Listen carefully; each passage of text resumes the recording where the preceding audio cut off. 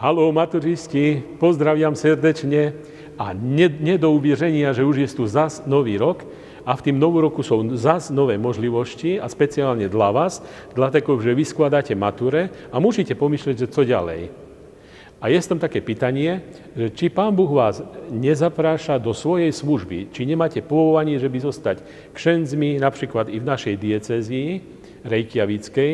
A dlatego, jestli tak pomyšlíte, tak do šviund Wielkanocnych odezvíte sa na ten adres biskup@katolika.is. A obiecam, že každému jednomu odpovie, skontaktujeme sa a budeme videli, jak Pán Boh bude kieroval naše kroky. Že by vás Pán Boh blagoslavil s Pánem Bogem.